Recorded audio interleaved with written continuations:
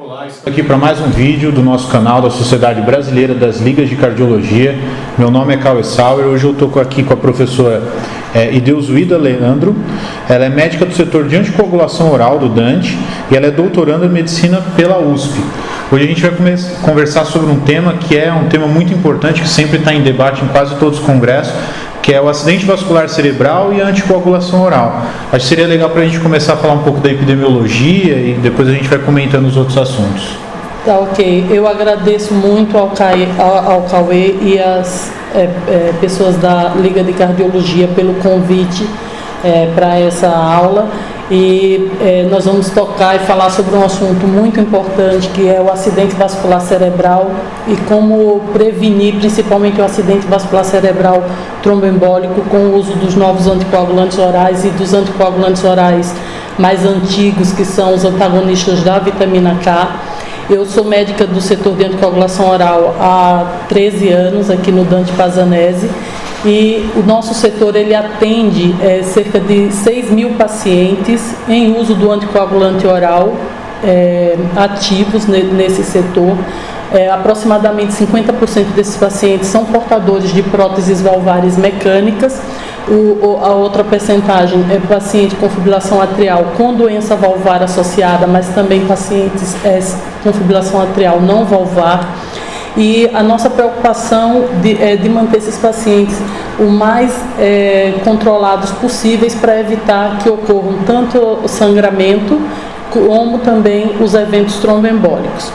Bem, a principal causa de tromboembolismo e da formação de coágulos dentro do coração, de todas as causas cardiológicas, é a fibrilação atrial. Então, à medida que nós vamos envelhecendo, à medida que a idade vai passando, a incidência e a prevalência de fibrilação atrial, ela vai aumentando com a idade. E esses pacientes necessitam, utilizando uma estratificação de risco, que nós chamamos um score de risco, o mais utilizado hoje em dia é o CHA-DSVASc, você consegue avaliar qual paciente tem ou não indicação do uso do anticoagulante oral. Então, nós vamos mostrar o esquema do CHA-DSVASc para vocês.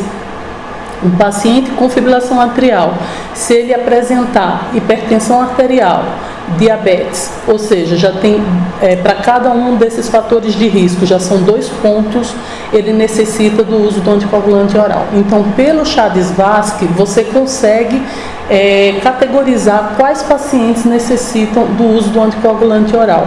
Outros fatores de risco são a idade, maior que 75 anos. Então, um paciente que tem fibrilação atrial e a idade maior que 75 anos, ele já tem indicação do uso do anticoagulante oral.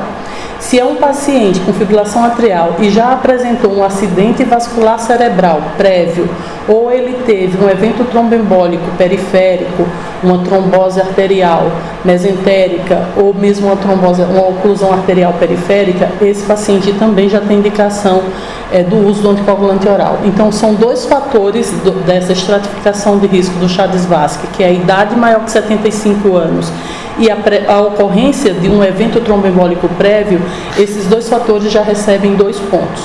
Os demais, que é a hipertensão arterial, que eu já citei, o diabetes, a presença de miocardiopatia, de doença arterial periférica, se o paciente é do sexo feminino, se ele tem de 65 a 74 anos, são os demais fatores que compõem essa estratificação e cada um desses fatores recebe 1 ponto.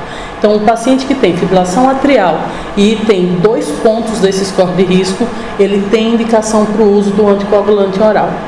E a partir daí você deve escolher qual anticoagulante oral que eu vou utilizar. Então, no Brasil nós temos disponíveis dos novos anticoagulantes orais e que já foram autorizados para utilização pela Anvisa. Nós temos os antagonistas da vitamina K, que são os mais antigos, que é a varfarina e a fenproquinona, que o nome comercial é Marevan e Marcomar, respectivamente.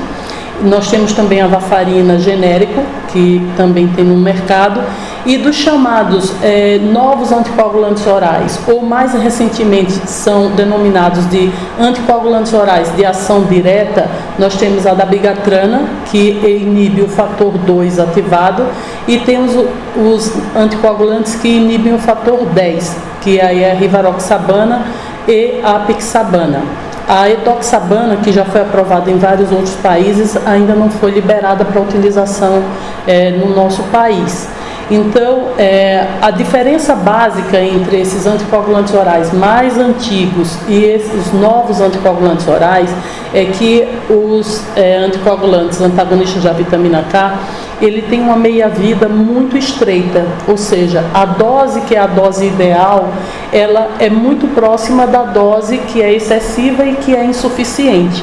Então a gente tem que ter muito cuidado com o paciente quando utiliza o anticoagulante oral, o antagonista da vitamina K, porque para cada pessoa que utiliza esse anticoagulante, ele vai utilizar uma dose diferente. Então os idosos geralmente utilizam doses mais baixas e os pacientes com maior peso geralmente utilizam dose mais alta. Mas isso, o tratamento ele é bem individualizado.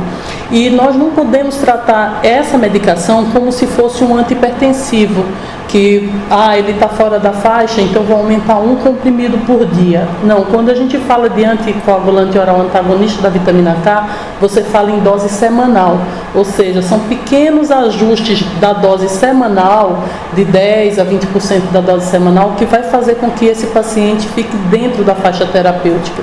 Se você exagera muito na dose, aumenta como se fosse um antihipertensivo, meio comprimido por dia, esse paciente vai ficar fora da faixa terapêutica.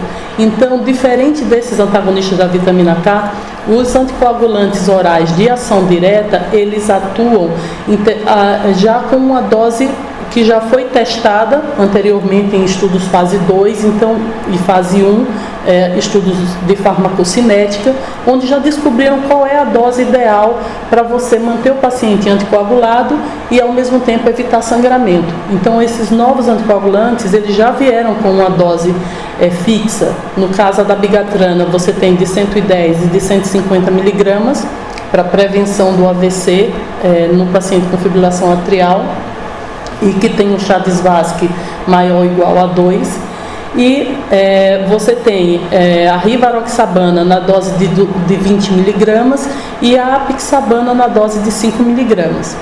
Então, esses anticoagulantes orais, a dabigatrana é de 12 em 12 horas, a apixabana também, você dá essa dose a cada 12 horas, e a rivaroxabana é uma vez só ao dia.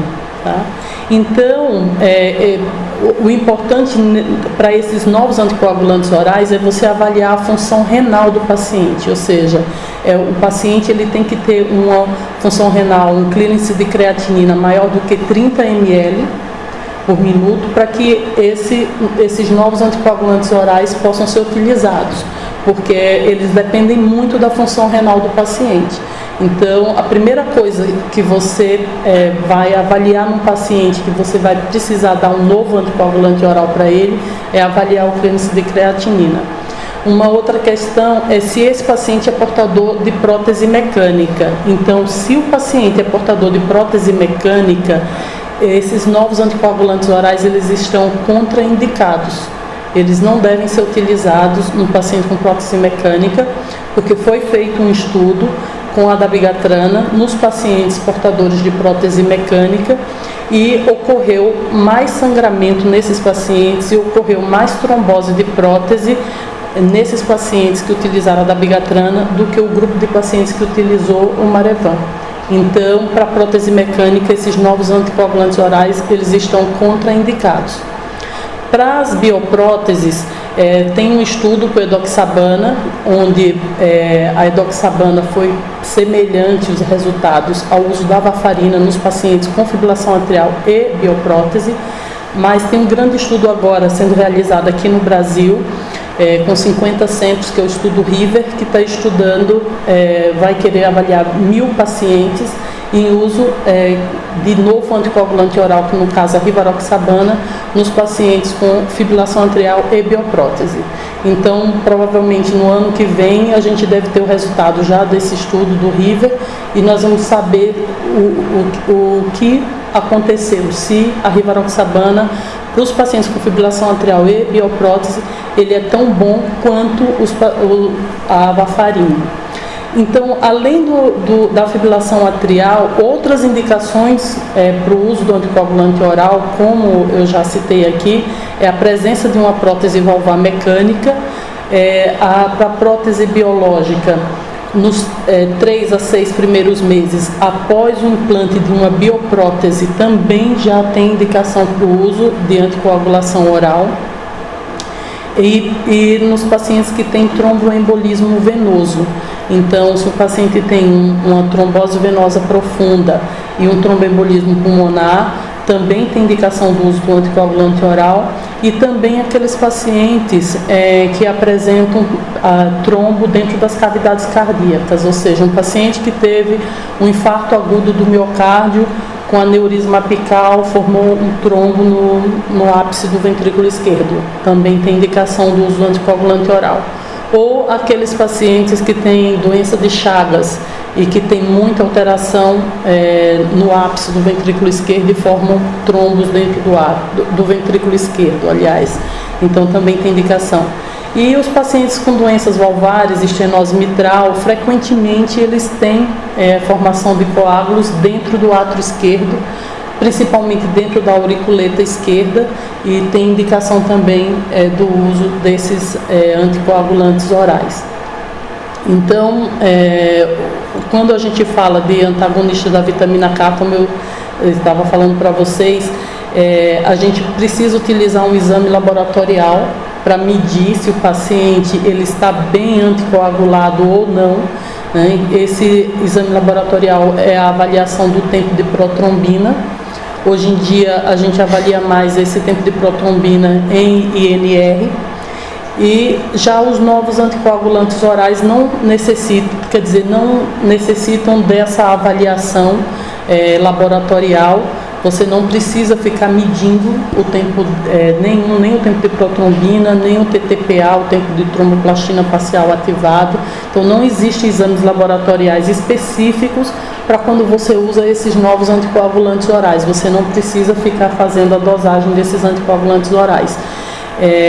E já para o antagonista da vitamina K, para a varfarina e para a fenproquimona, você precisa fazer essa medida.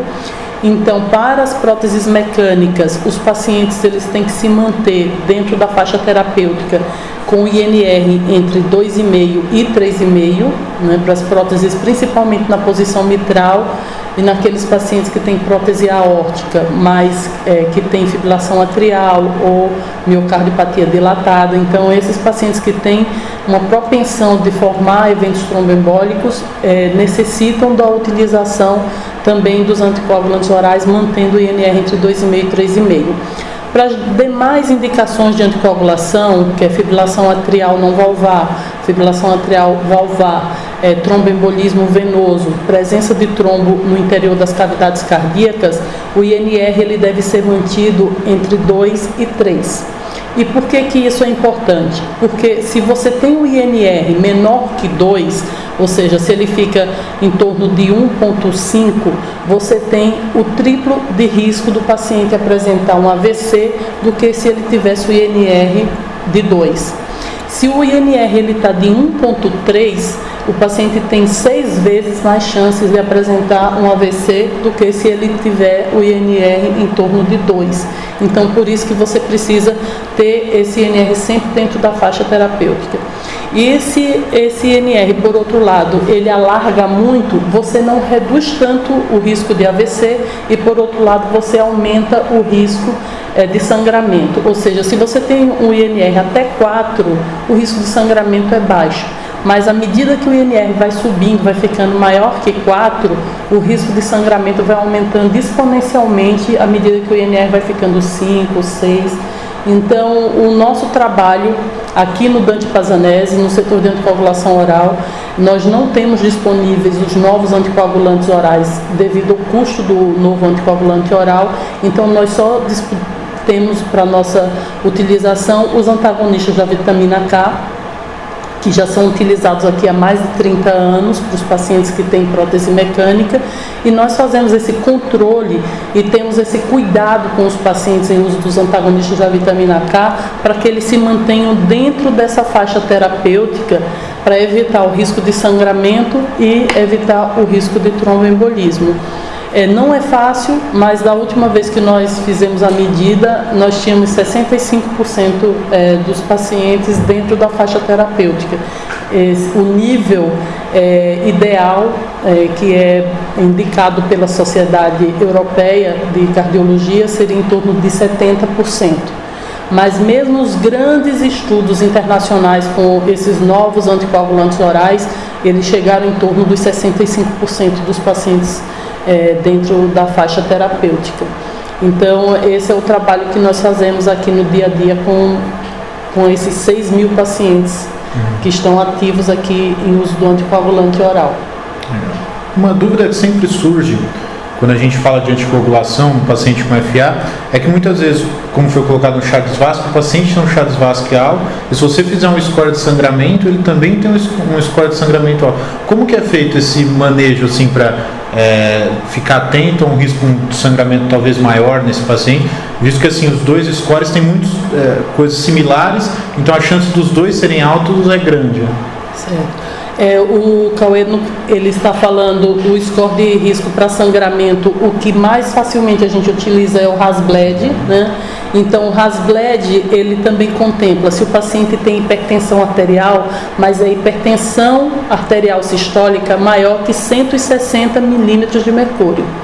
Ou seja, um paciente que é anticoagulado, você tem que tomar o cuidado para que essa pressão arterial seja bem controlada, não se eleve muito, porque às vezes o paciente, mesmo na faixa terapêutica, se ele tiver com a pressão arterial muito elevada, ele vai apresentar um acidente vascular cerebral hemorrágico, não em decorrência do uso do anticoagulante, mas porque ele tem a associação do uso do anticoagulante mais a hipertensão arterial sistêmica. Então é importante o paciente que está anticoagulado que ele tenha a pressão arterial bem controlada.